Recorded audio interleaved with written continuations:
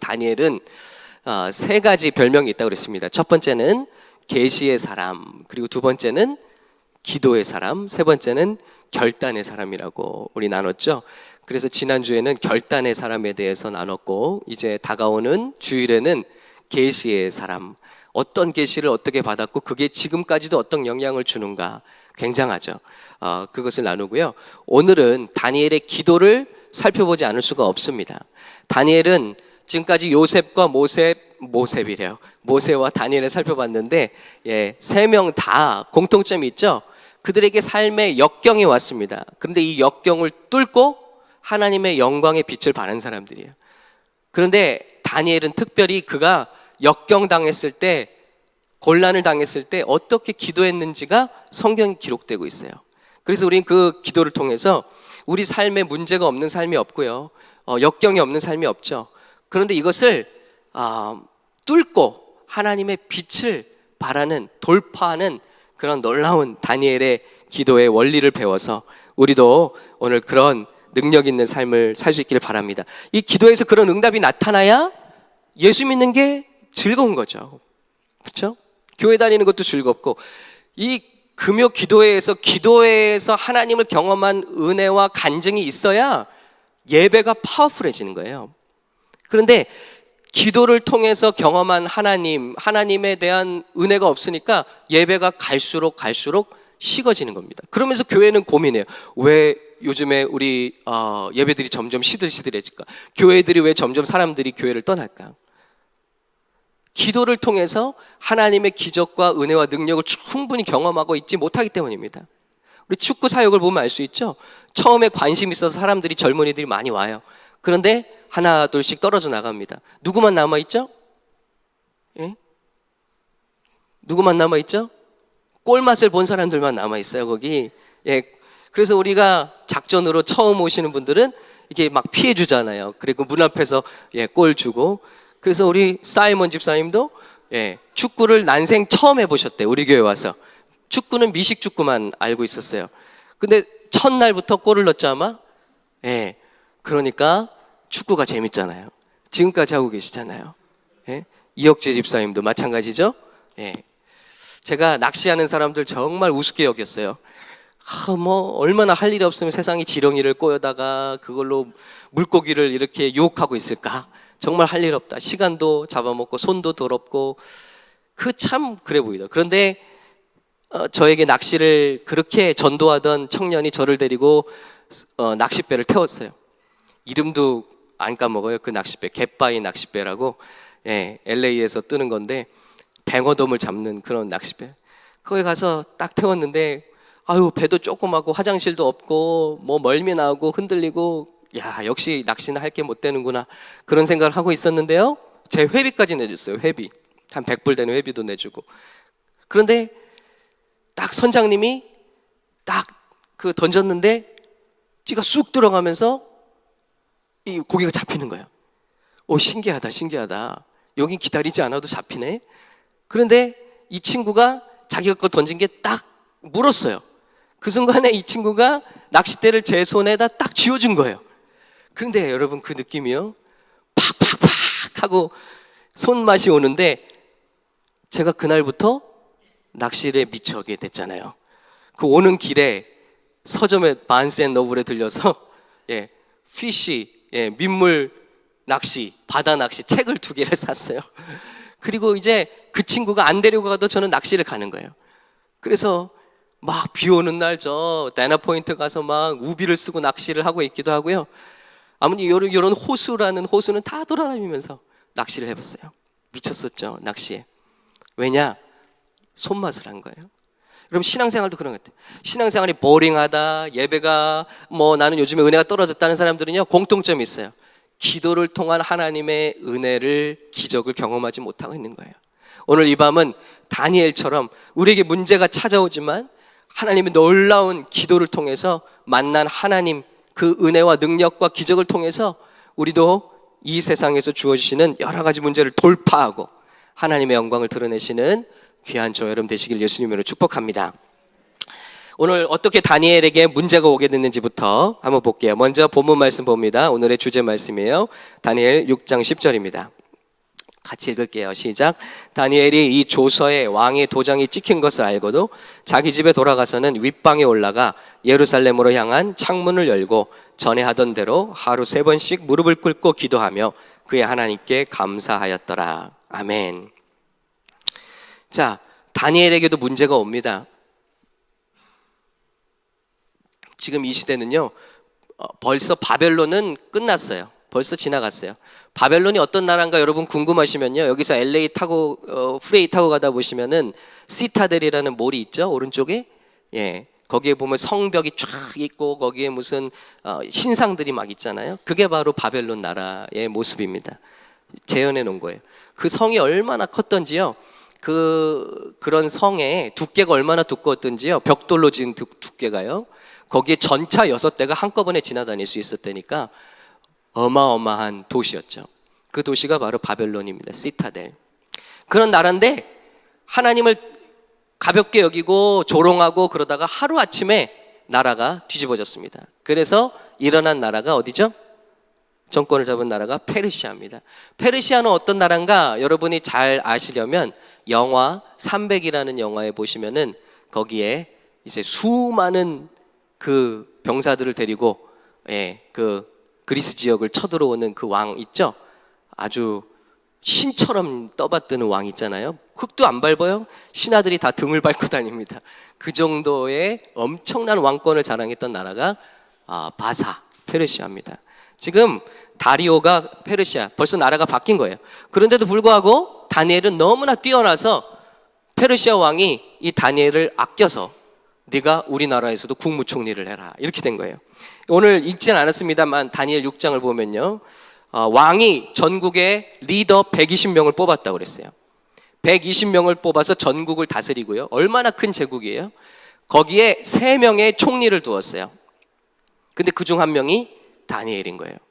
그런데 왕이 다니엘이 너무 똑똑하니까 그 3명 중에서도 머리로 썼다는 거예요. 그게 다니엘 6장의 말입니다. 그래서 3절을 보면요, 이렇게 돼 있어요. 다니엘은 마음이 민첩하여 so distinguished, 너무나 구별됐다는 거예요, 다른 사람들이랑. 그래서 총리들과 고관들 위에 뛰어남으로 왕이 그를 세워 전국을 다스리게 하고자 한지라. 그러니까 왕 다음에 2번째 다니엘. 그러니 여러분 얼마나 높은 자리예요. 그런데 다니엘은 출신 지역이 누구죠? 저 이름도 없는 이스라엘 백성 중에 포로예요.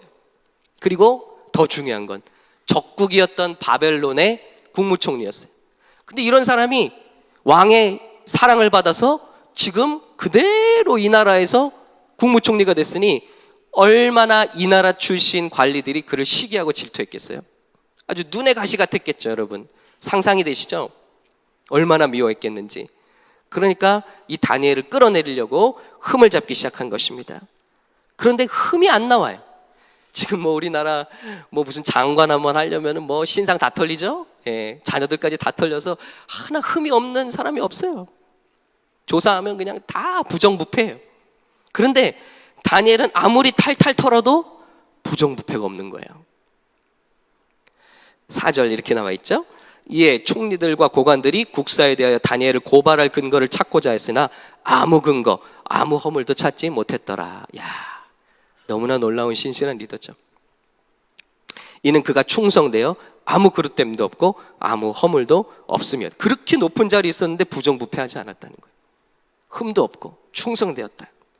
그러니까 이 신하들이 다니엘을 죽이기 위해서 아주 계략을 짭니다. 그래서 왕에게 나가서 먼저는 아부를 떨죠. 이렇게 여러분, 저와 여러분에게 아부 하는 사람들을 굉장히 주의해야 됩니다.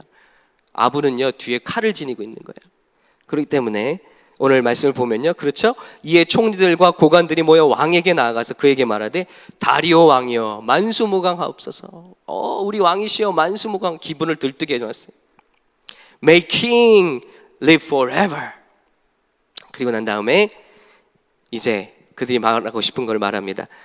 나라의 모든 총리와 지사와 총독과 법관과 관원이 의논하고 왕에게 한 법률을 세우며 한 금령을 정하실 것을 구하는.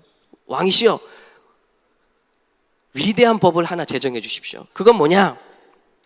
왕이 얼마나 위대하십니까? 왕 같은 왕이 세상에 어디 있습니까? 왕은 신과 같습니다, 우리에게. 들떼어놓은 거예요. 그런데 당신 말고 다른 신에게 절을 하는 것들은 당신의 종이 아닙니다. 그러니까 이제부터 30일 동안 누구든지 왕 외에, 우리 신 같은 당신 외에 다른 사람에게 절하거나 기도하거나 하면 사자굴에 던져 넣어 죽이도록 법을 만들어 주십시오 하고 한 것입니다. 이것은 왜 그랬죠? 다니엘이 하루에 3번씩 기도하는 것을 그들이 알고 있었기 때문입니다. 그래서 기분이 좋아진 왕이 그러자 하고 왕의 조서에 도장을 꽝 찍었습니다. 그러자 신하들이 다니엘이 기도하는 것을 포착해서 신고했고, 그리고 그 왕은 너무나 마음이 아픔에도 불구하고 자기 위신 때문에 다니엘을 사자굴에 집어넣게 되죠. 그러나 거기서 하나님이 사자들의 입을 막고 그를 건져낼 뿐만 아니라 다니엘을 참수했던 사람들의 모든 사람들을 다 집어다가 사자굴 속에 넣는데, 그들의 가족들까지요 내려가는데 그들의 발이 사자굴에 내려가기도 전에 그들의 뼈를 사자들이 으스러뜨렸더라라고 성경 기록하고 있어요. 멋진 반전 드라마, 역전 드라마가 이루어진 것입니다. 그래서 오늘 그런 것을 가능하게 한 다니엘의 기도가 뭐냐는 거예요. 우리도 이런 어려움을 당하고 문제가 있고 역경이 있는데 이걸 뚫고 하나님의 영광을 드러내는 기도, 다니엘 기도 한번 살펴볼까요? 첫 번째, 다니엘 오늘 말씀에 보면 예루살렘을 향하여 기도했다고 했습니다. 예루살렘을 향하여. 자, 혼자 말하면 졸리니까 여러분 함께 얘기해 보죠. 왜 다니엘은 예루살렘을 향해서 기도했을까요? 네, 성전이 있기 때문이죠. 왜 성전을 향해서 기도했을까요?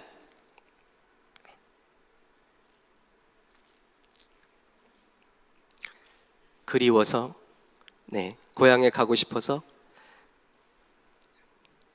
왜 성전을 향해서 기도했을까요? 멋진 답이 나왔으면 좋겠습니다. 왜 예루살렘 성전을 향해서 기도했을까요? 엄마가 보고 싶어서? 힘들 때 고향 생각이 나서? 아닙니다. 성전을 향한 하나님의 말씀이 있었어요. 약속이 있었어요. 그것은 솔로몬이 이 성전을 세우고 하나님께 봉헌식을 할 때 기도한 내용이에요. 하나님의 영에 감동되어서. 그 내용이 무엇이죠? 하나님의 약속, 하나님과 한 약속이에요. 성전을 향해서 한 약속이에요. 열왕기상 8장 29절 우리 같이 한번 읽어보겠습니다. 시작. 주께서 전에 말씀하시기를 내 이름이 거기 있으리라 하신 곳 이 성전을 향하여 주의 눈이 주야로 보시오며 주의 종이 이곳을 향하여 비는 기도를 들으소서. 솔로몬이 하나님께 봉헌식하면서 드린 게, 주님, 우리가 이 성전을 향하여 기도할 때 주님께서 들으소서. 들으실 줄로 믿습니다. 38절로 넘어가 볼게요. 자, 또 읽습니다. 시작. 한 사람이나 혹 주의 온 백성 이스라엘이 다 각각 자기 마음의 재앙을 깨닫고 이 성전을 향하여 손을 펴고 무슨 기도나 무슨 간구를 하거든 주는 계신 곳 하늘에서 들으시고 사하시며 각 사람의 마음을 아시오니 그들의 모든 행위대로 행하 갚으소서. 주만 홀로 사람의 마음을 다 아심이니. 사람이 재앙을 만나요. 지금 다니엘이 재앙을 만났잖아요. 너는 기도하면 죽게 돼 하는 법이 쫙 퍼졌습니다. 왕의 도장이 찍힌 법이 퍼졌어요. 그런데 다니엘은 기도를 멈출 수가 없어요. 그는 그것을 알면서도 기도하는데, 기도하면 어떻게 되는 거예요? 죽는 거예요. 사자굴 속에 던져지는 거예요. 그런 것을 알면서도 기도하는데 재앙이잖아요. 재앙. 하나님, 저에게 재앙이 닥쳤습니다. 이 도시에 재앙이 닥쳤습니다. 그런데 하나님의 말씀에, 우리 조상을 향한 말씀에 마음의 재앙을 깨닫고 이 성전을 향하여 손을 펴고 무슨 기도나 간구를 하면 하나님께서 다 들으시고 역사하신다. 그래서 약속을 믿는 기도예요. 그리워서 하는 것도 아니고 하나님의 약속이 거기 있기 때문이에요. 그러니까 우리가 기도하면서 하나님의 약속을 붙들, 모세의 기도와도 같죠? 하나님의 약속을 붙드는 기도는 파워풀한 거예요. 우리 자녀들 5인데 제일 무서운 애가 제 약속 갖고 저에게 달려오는 애예요. 이거 하기로 했잖아, 저거 하기로 했잖아. 그럼 할 말이 없어요. 해야 돼. 노아가 특히 그런데요. 막 몇 주 전에 지나가면서 한 말도 다 기억하고 있어요. 그러다 그때가 되면 그 가게, 그 장난감 앞을 가게 되면 아빠 이거 약속했잖아. 잊었는 줄 알았는데 안 잊었어요. 달력이 돼서 그 날짜가 되면 이날 어디 가기로 했는데 자전거 타야 되는데 나랑 그러면 꼼짝 못해. 약속이 약속. 자, 48절도 볼까요? 어떤 약속이 있었는지. 자기를 사로잡아간 적국의 땅에서 온 마음과 온 뜻으로 주께 돌아와서 주께서 그들의 조상들에게 주신 땅 곧 주께서 택하신 성읍과 내가 주의 이름을 위하여 건축한 성전이 있는 쪽을 향해 주께 기도하건. 솔로몬이 이미 자손들을 위해서 기도해놨어요. 우리가 혹시 하나님의 말씀을 잘 안 듣다가 재앙을 받아서 포로로 잡혀가면 그 땅에서 이 땅을 향해서 이 성전을 향해서 손을 들고 기도하면요 어떻게 달라는 거예요? 49절. 주는 계신 곳 하늘에서 그들의 기도와 간구를 들으시고 그들의 일을 돌보시며. 자, 50절 같이 읽겠습니다. 시작. 주께 범죄한 백성을 용서하시며 주께 범한 그 모든 허물을 사하시고 그들을 사로잡아간 자에서 그들로 불쌍히 여김을 얻게 하사 그 사람들로 그들을 불쌍히 여기게 하옵소서. 우리가 문제를 당했을 때 이 성전을 향해서 기도하면 주님이 우리를 불쌍히 여겨주신다고 했습니다. 솔로몬과 그렇게 약속하셨습니다. 하나님의 왕과 그렇게 약속하셨습니다. 그러므로 내가 재앙을 만나 지금 하나님 약속에 있는 성전을 향해서 하나님께서 성전을 향하여 손을 들고 기도하면 주께서 들으신다고 약속했기 때문에 약속을 따라서 기도하는 거예요. 여러분, 하나님의 약속을 붙들고 기도하는 자는 승리하게 될 줄로 믿습니다. 내 기분 따라 기도하는 기도는 아니야. 하나님의 약속 따라 기도하는 기도. 파워풀한 기도죠. 두 번째, 다니엘이 어떻게 기도하죠? 그는 무릎을 꿇고 기도하더라. 무릎을 꿇고. 네, 성경에 보면요 기도의 사람들은 다 무릎을 꿇더라고요. 엘리야 갈멜산에서 기도할 때 열왕기상 18장에 자기 무릎 사이에 얼굴을 집어넣고 무릎을 꿇고 기도했어요. 몸을 접다시피 하면서 기도한 거예요. 베드로는 무릎을 꿇고 기도하면서 사도행전 9장에 죽었던 다비다라는 사람을 살려냈습니다. 아주 간절한 기도죠. 스데반은 무릎 꿇고 기도하는 모습으로 순교했고요. 바울도 사도행전 20장 무릎을 꿇고 기도했다고 했고, 또 예배소서 3장에 보면 성도들을 위해서 중보할 때 하늘의 하나님 아버지께 어떻게 기도한다고요? 내가 무릎을 꿇고 간구하노니. 무릎을 꿇는 거예요. 예수님조차도 겟세마네 동산에서 누가복음 22장 겟세마네에서 무릎을 꿇고 기도하셨어요. 뭔가 이유가 있지 않겠어요? 한번 생각해 봤습니다. 무릎을 꿇는다는 건 어떤 의미입니까? 첫 번째는 우리가 하나님 앞에 겸손히 나간다는 표시예요. 여러분, 자세는 여러 가지일 수 있어요. 여러분, 의자에서 앉아서 기도할 수밖에 없는 분들도 있죠. 허리가 아프거나 무릎이 아프거나, 그렇죠? 또 여러 가지 손을 들고 기도하거나 서서 기도하는 거 다 기도예요. 그러나 중요한 것은 우리의 마음만큼은 무릎을 꿇는 자세가 돼야 할 것 같아요. 무릎을 꿇어야 돼요. 겸손한 사람의 기도를 하나님이 들으신다는 거예요. 시편 10편입니다. 17절 우리 같이 읽을게요. 시작. 여호와여, 주는 겸손한 자의 소원을 들으셨사오니 그들의 마음을 준비하시며 귀를 기울여 들으시고. 준비가 안 됐나요? 야고보 4장 6절입니다. 주님이 교만한 자는 물리치시고 겸손한 자에게 은혜를 주신다 하였느니라. 여러분, 교만한 사람은요 기도할 수가 없어요. 기도하려고 하지도 않아요. 하나님께 기도하는 사람은요 그래도 겸손한 거예요. 왜냐하면 내 힘으로 안 되는 걸 고백하는 거거든요. 하나님 날 도와주셔야지 내 인생이 해결될 수 있다는 걸 고백하는 거거든요. 내 인생에 도움이 하나님밖에 없다는 걸 고백하는 건 이건 겸손입니다. 그런데 무릎을 꿇는 마음으로 주님 앞에 나간다면 주님이 은혜를 더하신다. 겸손한 거예요. 두 번째는 무릎을 꿇는다는 것은 나의 부족함을 그대로 드러내는 거예요. 여러분, 영화 보시면은 항복할 때 어떻게 하죠? 다 무릎 꿇고 항복해요. 두 손 들고. 이게 기도의 자세인 거예요. 항복한다는 거예요. 자, 무릎을 꿇으면 어떻게 되죠? 도망갈 수가 없어요. 무릎을 꿇으면 대적할 수가 없어요. 무릎을 꿇는다는 것은 상대방에게 내가 완전히 졌다는 것을 표현한 것입니다. 내 연약함을 드러내는 것입니다. 저항할 수가 없다는 것입니다. 이 말은 뭐죠? 이제 저는 싸울 수가 없어요. 저는 더 이상 갈 수도 없고 뒤로 물러날 수도 없어요. 주님께서 싸워주세요. 주님께서 하셔야 됩니다.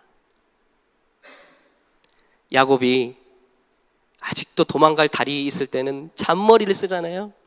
그래서 선물들 제일 먼저 보내고, 자기 별로 안 좋아하는 아내들 먼저 보내고, 자기 제일 좋아하는 아내 제일 뒤에 보내고, 그리고 자기는 그 아내보다도 뒤에 가서 안 죽으려고, 제일 마지막에 눈치 봐서 도망가려고. 근데 어떻게 해요? 하나님이 그 다리도 똥강, 이 고관절을 부러뜨려 놓으니까, 힙관절을 부러뜨려 놓으니까 어떻게 도망갈 수가 없는 거예요. 어떻게 해요? 필사적으로 하나님께 매달리자. 이게 기도입니다. 무릎을 꿇는 기도는 그거의 표현이에요. 하나님, 내게는 더 이상 방법이 없어요. 주님만이 하실 수 있습니다. 우리 마음만큼, 혹시 몸이 불편하셔서 무릎을 못 꿇어보시거든요. 우리 마음만큼은 주님 앞에 정말 이렇게 무릎 꿇고 기도할 수 있는 이 밤이 될 수 있기를 예수님의 이름으로 축원합니다. 저도 그런 궁지에 몰렸을 때 무릎 꿇는 기도가 시작됐어요. 근데 처음에 무릎 꿇으니까 미치겠더라고요. 5분도 못 꿇겠어요. 막 저리고 힘들고 아프고. 그런데 몇 번 하다 보니까 무릎 꿇는 게 너무 편해요. 그리고 무릎을 꿇는 순간 어떤 은혜를 경험하냐면 바로 이 은혜예요. 나는 항복합니다, 주님. 난 아무것도 할 수 없습니다. 겸손히 주님을 기다립니다. 그래서 여러분, 무릎을 안 꿇어 보셨으면 말을 하지 마세요.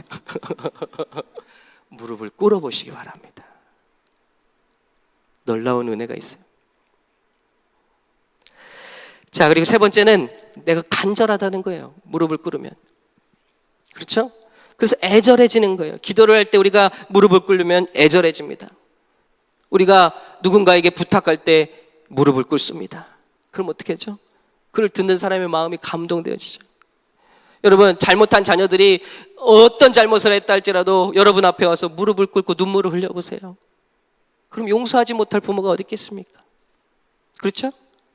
무릎을 꿇으면요, 마음이 다 녹아져 내리는 거예요. 우리가 주님 앞에 무릎을 꿇을 때 우리의 죄가 산같이 있어도 우리 주님의 마음이 뜨거워지신다잖아요. 요엘에서 있는 말씀처럼 우리가 주님 앞에 회개할 때 주님의 마음이 아버지의 마음처럼 뜨거워지신대요. 그래서 우리의 죄를 용서해 주실 뿐만 아니라 우리의 죄 때문에 저주를 내리고 하셨던 것을 다 돌이키셔서 오히려 반대로 축복을 주시겠다는 게 요엘서의 말씀이에요. 뿐만이 아니라 축복을 주시겠다는 것뿐만 아니라 성령을 부어주시겠다는 거예요. 할렐루야. 이게 무릎 기도의 능력입니다. 내 죄를 용서받는 것만이 아니에요. 하나님의 축복을 받는 것만이 아니에요. 성령의 충만을 받는 거예요. 그러면 여러분, 무릎 꿇어 보시기 바랍니다. 다니엘은 무릎 꿇는 사람이에요. 그리고 마지막입니다. 순복하는 거예요. 어떤 결론을 주시든지 내가 다 받겠습니다. 우리 종들이 주인 앞에서 무릎을 꿇잖아요. 명령을 받겠습니다. 어떤 것이든지 따르겠습니다 하는 거예요. 시편과 요한계시록에서 엎드려 절하는 장면이 나옵니다. 우리 부활이신 예수님 앞에 요한계시록에 보면 천국에서 우리 모두가 다 엎드려 경배하는 거예요. 그건 뭐예요? 다 항복, 순복. 우린 다 순종하겠습니다. 주님 앞에 이걸 표현하는 거예요. 어린 양 예수님께. 그러므로 우리가 손을 드는 것, 하나님 앞에 엎드리는 것, 무릎을 꿇는 것, 이것이 주님 앞에 아름다운 기도의 모습이다라는 것입니다. 이렇게 기도했어요. 오늘 밤에 한번 이렇게, 아니면 여러분 은밀한 곳에서 기도하실 때 이제는 한번 무릎을 꿇어보시기 바랍니다. 무릎 꿇을 때 아프시면 방석을 놓고 좀 꿇어보세요. 그러면 무릎을 꿇는 순간 몸이 기억해요. 그래서 은혜가 오기 시작합니다. 자, 세 번째 마지막으로는요. 자, 습관적으로 그는 기도하는데 하루에 3번씩 변함없이 어떻게 기도한다고요? 감사 기도를 드렸다 그랬어요. 여러분, 지금 감사 기도할 때입니까? 나 이거 기도하는 모습 이제 다 잡혀가면, 신고되면 난 다음 날로 사자굴 속에 들어가. 그리고 나를 미워하는 사람들이 나를 위해서 이것을 다 프레임해 놓은 거 다 알고 있어요. 다 덫을 만들어 놨어요. 계략을 짜놨어요. 그렇기 때문에 여러분, 이런 상황에서 우리가 기도할 때 감사가 나올까요? 근데 다니엘은 변함없이 전과 동일하게 감사했다라는 거예요. 영어 성경을 보면은 이렇게 돼 있어요. Giving thanks to his God just as he had done before. 그런 일이 있거나 말거나 전과 동일하게 감사했다는 거예요. 할렐루야. 와, 이게 어떻게 가능할까? 근데 감사가 능력인 거예요. 여러분, 다니엘이라고 겁이 나지 않았을까요? 엄청나게 겁났을 거예요. 다니엘이라고 불평하고 싶지 않았을까요? 하나님, 나는 부정부패도 하지 않았고 하나님을 정말 평생 거룩하게 이 시간까지 따라왔습니다. 요셉처럼요. 그런데 어떻게 죄가 없는 나에게 이런 계략이 오고 이런 일이 있도록 하나님 뭐 하십니까? 나는 이런 대우를 받아 마땅하지 않습니다. 나는 소년으로 끌려왔을 때도 왕의 산의 진미를 거부하고 거룩을 결단한 거 주님 아시잖아요. 우리는 보통 이렇게 기도하죠. 다니엘은 똑같이 감사하고 있어요. 하나님 감사합니다. 뭘까 이게? 저는 오늘 곰곰이 생각해 봤어요. 그도 겁을 먹지 않는 건 아닐 텐데 어떻게 감사할까? 뭘 감사할까? 결론은요, 그에게 어려움이 없다고 감사하는 게 아니라 또 감사는 반대로 어려움이 크다고 감사를 못하는 것도 아니더라는 거예요. 다시 한번요. 정말 믿음의 사람들에게 감사라는 건 뭐냐면요, 어려움이 없다고 감사하는 것도 아니에요. 또 반대로 어려움이 크다고 감사를 못하는 것도 아니더라는 거예요. 성경에 나오는 믿음의 사람들 보면요, 바울도 마찬가지죠. 이들이 감사할 수 있었던 이유는 문제가 겁나지 않은 게 아니에요. 그래도 똑같이 겁을 느낄 거예요. 그런데 한결같이 믿음의 사람들이 감사하는 이유는요, 그 문제보다 더욱더 크신 하나님을 품기 때문이에요. 하나님을 바라보기 때문이에요. 하나님을 만나기 때문인 거예요. 문제가 적어서가 아니라 문제보다 더 크신 하나님을 느끼고 있기 때문이에요. 그래서 감사하는 거예요. 그래서 말을 한번 만들어 봤습니다. 우리가 하나님을 얼마나 품고 있고 얼마나 믿고 있는 그만큼 비례해서 감사할 수 있다. 문제가 적어서 우리 삶에 좋은 일이 있어서 감사하는 게 아니라요, 우리가 평상시에 하나님을 얼마나 알고 있고 품고 있고 믿고 있는 그만큼에 비례해서 우리는 감사할 수 있다는 거예요. 우리가 가진 믿음은 볼 수 없어요. 눈에 보이지 않는 거예요. 그러나 마틴 루터는 말했습니다. 믿음의 결과물은 볼 수 있는 것이다. 그 믿음의 결과물이 뭐예요? 저와 여러분에게 믿음이 있다는 증거가 뭡니까? 위기와 어려움이 왔을 때 감사할 수 있는 거예요. 이게 믿음의 결과물이에요. 오늘 LA에서 있었던 뿌리 깊은 영성 세미나에, 우리 목회자 세미나에 갔다 왔는데요, 영성이라는 게 뭐냐 하고 많은 목사님들이 세미나를 하셨어요. 그런데 영성의 절정이 뭐냐, 가장 영성 있는 사람이라는 게 어떤 사람이냐라고 결론이 모아집니다. 그건 뭐냐면 감사하는 사람이에요. 감사하는 사람, 감사하는 습관을 가진 사람. 왜냐하면요, 이 감사라는 것은 하나님을 내가 품고 있지 않으면 나올 수가 없는 거라는 거예요. 죄인된 인간의 본성에서는 감사가 나오지 않아요. 노력한다고 되는 게 아니에요. 내가 보이지 않는 하나님을 얼마만큼 믿고 의지하는 만큼만 감사할 수 있다는 거예요. 하나님을 마음에 품은 사람은 그래서 고난 중에서도 감사할 수 있게 됩니다. 고난은 하나님의 선물이니까. 고난도 하나님의 선물이니까. 네. 오늘 이제 세미나 가운데서 제가 오래전에 읽었던 책인데, 여러분 다 아시죠? 리처드 포스터의 기도라는 책. 근데 한 부분이 리마인드가 됐어요. 딱 클릭이 됐어요. 와, 여기서 이 말씀하시는데 기억이 났어요. 그건 뭐냐면 우리에게 어려움이 온다는 거예요. 어려움은 예수 잘 믿고 기도 많이 해도 온다는 거예요. 그런데 겨울에 대해서 이렇게 얘기하고 있어요. 한번 읽어볼게요. 겨울은 나무를 보존하고 또 강화시킨다. 나무의 힘이 바깥 표면에서 소모되기보다는 그 나무의 수액이 나무 안쪽 깊은 곳까지 점점 더 깊이 들어가게 한다. 여름에는요, 나무들이 막 뻗어요. 잎을 내고 꽃을 자랑하죠. 근데 겨울이 되면 이제 다 떨궈요. 다 떨구고 이 수액을 어디로 가져가냐고요? 저 나무테 깊은 중심까지로 쭉쭉쭉쭉 깊이 들어가는 거예요. 죽은 것 같은데, 초라해진 것 같은데 나무는 더욱더 겨울을 통해서 강해지고 있다는 거예요. 겨울이 필요합니까? 필요한 거죠. 나무가 강해지려면 겨울이 반드시 필요하네. 그래서 겨울에는 더 강인하고 더 탄력성 있는 생활이 굳건하게 확립된다. 겨울은 나무가 생존하고 번창하기 위해 꼭 필요하다. 그러니 여러분, 믿는 자의 저와 여러분의 삶 가운데 오는 문제가 꼭 필요하다는 거예요. 그러니 다니엘도 우리 예수 믿는 사람들이 그것을 그렇게 받아들인다면 문제가 와도 이상하게 여기는 것이 아니라 하나님 앞에 여전히 감사할 수 있는 줄로 믿습니다. 왜냐하면 하나님이 하시는 거니까. 하나님의 통치 질서 가운데 다 일어나는 일이니까. 여러분, 성경의 첫 절이 뭐죠? 태초에 하나님이 천지를 창조하시니라. 여기서부터 끝난 거예요. 그냥 하나님 계신 걸 믿으십니까? 하나님이, 그 어느 교수, 그 어느 정치가, 어떤 군인이 아니라, 영웅이 아니라 하나님이 천지를 만드셨다는 거예요.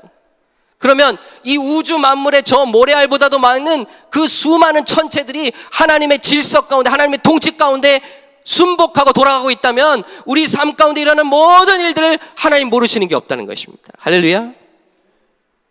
그래서 필요한 일은 꼭 일어나고 필요하지 않은 일은 안 일어난다. 우리 삶 가운데 기도하는 자는 그것을 센스할 수 있다는 거예요. 그렇기 때문에 목숨을 위협하는 어려움이 왔어도 하나님의 큰 통치 가운데 있다고 믿어버리는 거예요. 그러니까 이것도 감사, 이거밖에 없어요. 그래서 하나님을 마음에 품은 사람은 불치의 병 중에서도 감사할 수 있게 되는 것입니다. 왜요? 우리가 들은 복음은 그렇지 않잖아요. 예수 믿으면 이 병이 싹 나야 되잖아요. 문제가 없어져야 되잖아요. 그런데 보세요, 병을 고치실 수 있는 하나님이 병을, 기도를 들으셨음에도 불구하고 안 고쳐주실 때는 병을 안 고쳐주심으로 역사하시는 그 영광이 더 크신 거예요. 할렐루야. 바울이 3번이나 간구했어요. 내 병 좀 고쳐주세요. 왜 남들 기도하면 병 낫는데 왜 나는 이 아주 치명적인 질병을 안 고쳐주십니까? 저같이 안 했을 거예요, 바울은. 아버지, 고쳐주십시오. 이렇게 기도했을 거예요. 감사함을 했을 거예요. 3번 기도했는데 응답이 없어요. 응답이 어떻게 왔죠? 내 약함을 통해서 내 강함이 드러난다. 내 은혜가 내게 족하도다. 그리고는 다시는 병에 대해서 기도하지 않아. 병 고침으로 얻을 수 있는 축복도 크지만 내 안에 병을 남겨놓으심으로 하나님 더 크게 역사하시는구나. 할렐루야. 그러면 이 병을 통해서도, 내 약함을 통해서도 하나님께 감사하리라. 그래서 그가 쓴 글에는 항상 기뻐하라. 다시 말하노니 기뻐하라. 말을 하는 게 아깝노니 기뻐하라. 주 안에서 기뻐하라. 항상 감사하라. 그죠? 우리가 이런 하나님을 믿는다면, 하나님이 함께 하심을 믿는다면, 하나님이 나의 하나님이 되심을 믿는다면, 우주를 만드신 하나님이 하나님이 나의 하나님 되심을 믿는다면 우리에게 더 이상 문제는 문제가 아니라 하나님이 내 마음에 없는 것이 문제가 되는 줄로 믿습니다. 문제라는 건 뭐냐면요, 단지 내 안에 하나님이 있냐 없냐를 보여주는 리트머스지 같은 거예요. 문제가 있다고 하나님 없는 게 아니에요. 문제가 없다고 내가 하나님 축복 가운데 있는 것도 아니에요. 문제는 바로 내 안에 하나님이 계시냐 안 계시냐를 보여주는 시험지 같은 거예요. 이스라엘 광야 이스라엘 사람들, 문제가 나올 때마다 어떻게 해요? 원망하잖아요. 문제 때문에 원망하는 게 아니에요. 문제가 그들 안에 불신을 보여주는 거예요. 문제 때문이 아닙니다. 그들 안에 하나님이 없기 때문입니다. 그런데 감사할 수 있다는 건 뭐예요? 내 안에 하나님이 계신다. 할렐루야. 그래서 감사는 상황과 별개의 문제예요. 어려운 상황에서 감사할 수 있어요. 저렇게 힘들게 하는 사람들인데요, 힘들게 하는 사람이 있어도 감사할 수 있어요. 왜냐면 그것을 통해서 내가 겨울나무처럼 안쪽으로 강해지고 있기 때문이죠. 제가 이번에 시애틀 가서 안수식 하면서 그 예배에 참석하면서 한국에서 오신 부흥 강사 목사님이 설교를 하셨어요. 40년 이상 목회하시면서 한국에서 아주 좋은 교회를 인도하고 계신데 그 목사님 설교 가르침이 이거예요. 30년 넘어서 깨달았대요. 왜 교회는 왜 이렇게 나쁜 사람들이 자꾸 생기냐? 염소 같은 사람들이 자꾸 생긴다는 거예요. 아유, 좀 교회 좀 나갔으면 좋겠다. 저런 사람들은 없었으면 좋겠다. 그런데 놀라운 건요, 그 사람이 딱 나가면은 얌전했던 양 같은 성도들이 또 염소가 된대요. 얼마 안 있어서. 이게 너무너무 목회의 궁금증이래. 왜 양이었던 사람이 염소가 나가면 또 염소가 될까? 그래서 교회 안에는 항상 염소가 있더래요. 지금까지도. 근데 깨달았대요. 목사님이 한국에서 양을 치는 분의 접대를 받았대요. 부흥회를 하다가. 근데 그 목장 주인이 뭐라고 말하냐면요, 염소가 있대요. 염소를 키운대요. 양들은요, 너무 게으르고 무식하고 무지해서 그냥 서로 엉덩이만 보고 이렇게 붙어 있대요. 서로 옆에. 운동도 안 하고 그냥 앞에 있는 양 엉덩이만 붙어서 열을 꼭 붙어 있대요. 양은요, 너무너무 무지해요. 스스로 먹이를 찾을 수가 없다네요. 그리고 양은요, 동물 중에서 자기를 방어를 할 수 없는 동물이라네요. 꼭 목자가 필요하대요. 양은 저기 풀밭이 있어도 데려가서 먹여줘야 된대요. 너무너무 무지해. 그리고 앞에 양 엉덩이만 보고 가다가 절벽에도 떨어지고 덩굴에도 걸리고 불 속에도 들어가고 그런 거예요. 엉덩이만 보다가. 눈이 안 보인대요. 양은 1m 이상이라 안 보이는 약시래요. 우리랑 똑같잖아요, 진짜. 양들이 그냥 내버려 두면요, 막 노린내가 난대요. 그래서 운동을 안 하고 고기도 질겨지고 이 피부병이 막 서로 부대껴가고 피부병이 생기니까, 야, 이 양들을 어떻게 하면 건강하게 할까? 근데 염소를 몇 마리 딱 투입한대요. 그리고 염소는요, 천성이 무조건 가서 박는데요. 그래서 그룹이 있으면 가만히 안 있고 막 가서 흩어놓는데요.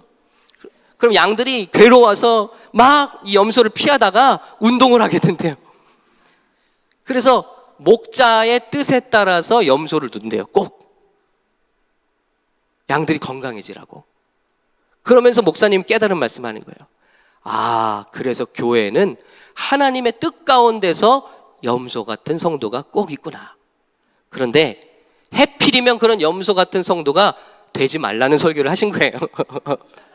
우리가 안 돼도 되니까 항상 있다. 근데 항상 있다. 근데 거기 다 마음이 오더라고요. 그러니까 어떻게 돼요? 나에게 아픔을 주는 사람도 그것으로 인해서 하나님 왜 이러십니까? 그게 아니라 감사할 수 있다. 있음에도 불구하고 감사할 수 있다. 기뻐할 수 있다. 시어머니도 그럴 수 있고요. 우리 집안에서 남편도 그럴 수 있고 아내도 그럴 수 있죠. 그럼에도 불구하고 다니엘처럼 우리는 감사할 수 있는 줄로 믿습니다. 문제만큼이 아니라 하나님을 얼마나 우리가 인식하고. 여러분 보시기에 제가 여기 서 있잖아요. 그런데 저보다 더 분명하게 하나님이 여기 계신 것을 믿으십니까? 그러면 문제보다 더 큰 하나님 때문에 감사할 수 있는 줄로 믿습니다. 그게 기름 부으심이라는 거예요. 어떤 사람들은 똑같은 예배에서 그 하나님을 요만큼 믿어요. 어떤 사람들은 똑같은 예배에서 전능하시고 살아계신 하나님 지금 나와 함께 하시다는 것을 뼛속 깊이 느끼는 거예요. 그게 영성입니다. 그게 영성. 하나님을 얼마만큼 느끼는가, 얼마만큼 믿는가. 그러면 그 심령에는 감사와 찬양이 나오게 된다는 것이죠. 오늘 다니엘은 찬양했습니다. 그랬더니 놀라운 방법, 다니엘이 기대하지도 못한 방법이에요. 아니 어떻게 그렇게 될 줄 알았습니까? 기도한다고 해도 저는요, 기도하면 사자굴이 안 들어갈 줄 알았지. 사자굴이 넣으시는 거예요. 하나님의 신의 한 수죠. 그런데 사자의 입을 다무시는 거예요. 할렐루야. 문제가 오는데 우리 털끝을 상하지 못하게 하시는 거예요. 다니엘의 세 친구 불 속에 들어갔는데 머리털도 그을리지 않았다고 합니다. 할렐루야. 이게 하나님의 역사예요. 그러나 불 속에 들어가요. 사자의 입을 막으셔. 어떻게 돼요? 왕이 딱 무사히 올라오는 걸 보고 너의 하나님이 진짜 하나님이다. 그리고 너를 참수했던 자들을 다 거기에다 집어넣어요. 그래서 원수들을 다 한꺼번에 다니엘의 손이 아니라 하나님의 손을 거쳐서 한꺼번에 다 처리해버리시는 거예요. 할렐루야. 하나님께는 놀라운 한 수가 있으시더라고요. 제가 이 간증 마치고 이 간증을 마지막으로 우리 기도하기 원해요. 제가 우리 청년교회 했는데 여기 뭐 들으신 분도 있고 또 새로 오신 분들은 업데이트가 필요해서 말씀드리는 거예요. 한 3, 40명 모이는데 문제가 생겼어요. 와, 이거 금요 예배에 이 청년들이 오기 시작하는데 이게 예배 때문에 온 게 아니었어요. 저는 착각했어요. 저는 제 말씀이 좋아서 오는 줄 알았더니 우리 예배 끝나고 금요 예배 이 시간에 끝나고 나면은 2부 순서가 있던 거예요. 그래서 쫙 가서 이제 술 파티가 벌어지는 거였어요. 그래서 야, 애들이 금요일날 어떻게 이렇게 다 교회로 오나 했더니 2부 순서 때문에 오는 거예요. 2부 순서. 거기에 리더가 있었어요. 그 리더가 우리 교회 찬양 리더였어요. 그리고 거기에 오른팔이 우리 이강호 집사님이었어요. 네. 그러니까 여러분, 그 술자리에 안 간 청년이 없어. 그러니까 전도는 막 되더라고요. 그러니까 이것도 한번 생각해 봐야 될 문제긴 해요. 교회를 한 번도 안 간 친구들이 와서 예수를 믿어요. 그러니까 이것도 해야 되나 좀? 네? No? 오케이. 자, 그런데 미치겠는 거예요. 그 모임에 80%, 90%가 가요. 거기 안 가는 친구들은 은근히 딸을 당해. 오히려 이들이 의인들인데 핍박을 받아요. 저와 한두 커플 정도 외에는 다 그 모임에 가는 거예요. 그걸 제가 알게 됐어요. 너무 마음이 아프고 이거는 게임이 안 돼. 30대 한 10의 싸움이에요. 다 그렇게 가는 거예요. 수련회를 갔잖아요. 수련회 갔는데 물병 안에 소주를 다 채운 거죠. 네. 그래서 제가 자는 줄 알고 바닷가에서 그걸 먹고 뭐 흥청망청 다 한 것 같아요. 저는 그것도 모르고 아침에 일어나서 또 스테이크를 거졌죠. 아마 해장이 됐을까는 모르겠네요. 그 술도 모자라서 밤에 그 캠핑장에서 담요를 깔고 타이거 있잖아요. 그 타이어 터지지 않게 하는 거. 타이어 터지게 하는 거. 그 담요를 깔고 가서 술을 더 사와서 먹었다는 얘기를 제가 들었어요. 여기서도 거기에 모임에 끼지 않은 애들은 바보 취급같이 그렇게 당했어요. 그러니까 나중에는 너무너무 힘들더라고요. 야, 어느 날은 찬양 리더가 올라오는데 술 냄새가 확 나요. 주일날 아침에 제가 있고 이제 찬양 인도 하는데 술김에 찬양 인도 하고 있는 거예요. 우리 어떤 청년들이 막 이렇게 말씀을 듣다가 중간에 막 이렇게 하면서 막 나가요. 얘가 울러 나가는구나. 은혜 받았고 토하러 나가는 거예요. 어젯밤에 숙취가 안 풀려서. 근데 참 신기한 거는 토요일 저녁까지 그렇게 마시고 주일날 여기 앉아 있는 건 되게 신기했어요. 그거는 신기해요, 진짜. 술독도 안 풀렸는데. 그러니까 너무너무 절망되고 힘들고 세상이 무너지는 것 같았어요. 이거 어떻게 하냐. 소수와 다수의 또 갈등이 돼버린 거예요. 교회가 이게 교회가 아닌데. 하나님 앞에 기도하기 시작했습니다. 근데 선교 간다는 팀에 그냥 빌부터 갔어요. 인디안 선교 쪽으로. 피신 간 거, 피신. 그리고 밤잠도 못 자고 거기 학교에서 이렇게 그네를 타는 거예요. 잠이 안 와요. 이거 어떻게 되나. 근데 여러분, 아무리 고민해도 인간의 방법으로는 풀리는 게 아니더라고요. 하나님, 너무너무 고민하고 눈물도 나고 한숨도 지어지고 마음이 답답하고 내가 교회를 세워서 이거 술꾼들의 모임으로 만들어 놨으니 하나님 앞에 정말 내가 죄를 짓는 것 같고 그랬어요. 여행 마지막까지 쫙 그렇게 슬픈 마음으로 있는데 마지막에 인도하시는 분이 애리조나에서 무슨 국립공원을 저희를 딱 데려가시는. 근데 거기서 하나님의 위대하심을 발견했어요. 와, 세상이 얼마나 아름답고 큰지요. 햇빛이 막 쬐다가도 갑자기 막 천둥번개가 치면서 비가 오고요.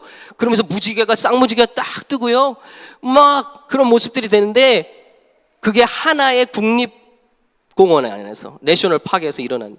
와, 이것을 지으신 하나님은 도대체 얼마나 크신 분인가. 그런데 나는 여기서 이렇게 작은 것을 가지고 사람과의 이런 그런 숫자의 싸움에서 밀려서 나는 너무 고민하고 있구나. 옳지 않은 것은 옳지 않다고 말해야겠구나 하고 돌아와서 얘기했어요. 집사님, 이건 아닌 것 같습니다.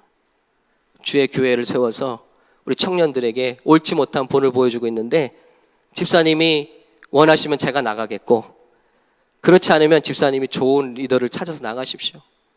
제가 집사님을 제대로 인도하지 못한 것에 대해서 너무 미안하게 생각합니다. 나는 부족합니다. 집사님 존경할 수 있는 목사님이 있으면 그분을 찾아가는 게 좋겠습니다. 이런 모습은 아닙니다 라고 했더니 어떻게 되겠어요? 나를 쫓아냈다고 이제 막 소문을 내고 이제 그 술 모임 세력들을 규합하기 시작했어요. 여러분 큰일 났잖아요. 이제는 뭐 이제 다. 그런데 어떤 마음이 들냐면 강하고 담대한 마음이 들더라고요. 야, 하나님 이렇게 크신데 내가 사람 눈치 보고 그런데 말을 하고 나는데 담대함이 왔어요. 놀라운 일들이 벌어지더라고요. 술자리가 있는데 서로 싸웠다는 소리가 들려요. 그러니 누가 막 떨어져 나왔다는 소리가 들리고 놀라운 거는 그 와중에 하나 둘씩 성령을 받기 시작하는 거예요. 우리 집사님 성령 받고 깨지고 또 다른 리더가 성령 받고 깨지고 변화받고 그래서 그분이 야, 그 나를 쫓아낸다고 했다. 그래서 다 나와 그렇게 했대요. 나중에 들어보니까 그게 왜 다니냐? 그런데 그 술자리 우정이라는 게 굉장한 거잖아요. 제가 알기로는 같이 울고 웃고 노래 부르고 굉장한 거잖아요. 그죠? 그런데 놀라운 거는요. 단 한 사람도 움직이지 않았어요. 이건 제가 상상도 못한 일이에요. 와, 하나님이 이렇게 역사하시는구나. 저는 깨달았어요. 하나님에게는 신의 한 수가 있다. 그래서 걱정할 필요 없다. 염려할 필요 없다. 강하고 담대하게 어떤 상황에서도 우리가 그 크신 하나님을 느낄 수 있다면 우리가 문제 가운데서도 하나님을 감사하고 오늘 다니엘처럼 기도할 때 이 모든 문제가 변화해서 하나님의 간증이 되고 역사가 될 줄로 믿습니다. 우리 찬양팀 올라와 주시겠어요? 우리 이런 역사들을 경험하기 바랍니다. 여러분, 이 금요기도에 여러분이 왔을 때는 뭔가 답답한 문제가 있을 거예요. 우리 역경이라고 생각되는 거, 이거 내 힘으로 뚫을 수 없다는, 이거 너무나 나에게는 벅찬 일이다. 잘 생각하셨어요. 하나님 앞에 무릎을 꿇어버리는 거예요. 안 돼요. 세상에서 저는요, 사람이 죽었던 사람이 일어나는 것보다도 더 힘든 일이 사람의 마음이 변화되는 일이라고 생각합니다. 이거는요, 하나님밖에 하실 수 없어요. 우리 자녀들의 마음이 변화되는 거, 배우자의 마음이 변화되는 거, 안 돼요. 성도들의 마음이 변화되는 거. 그래서 기도하다 보면 엉뚱한 사람이 성령을 받기도 하고 그것이 온 교회를 거룩하게 만들고 에너지를 주고 우리를 도전한다는 것이죠. 상상하지 못했던 하나님의 방법으로 이 교회가 우리가 하나님의 뜻 안에 있음을 하나님은 계속해서 증거해 주고 계시는 것을 제가 느끼고 있습니다. 여러분, 그 일들에 우리가 증인이 돼야 하지 않겠습니까? 그러나 기도하지 않는다면, 오늘 우리가 무릎을 꿇지 않는다면, 하나님께 감사하는 법을 모른다면 우리는 또 무지하게 하나님이 어떤 일을 하고 계심에도 우리는 느끼지 못하고 갈 거예요. 그러나 다니엘처럼, 여러분 다니엘은 얼마나 바쁜 사람인지 몰라요. 그 대제국의 장관이니까, 국무총리니까 얼마나 바빴겠어요? 그러나 그는 기도의 우선순위를 가졌습니다. 하루에 3번씩 하나님께 나가 기도하며 감사하는 자였어요. 여러분, 우리가 기도할 때 하나님을 경험하게 될 줄로 믿습니다. 한 번도 지금까지 경험해 보지 못했던 하나님의 놀라운 방법과 역사가 우리 앞에 기다리고 있는 줄로 믿습니다.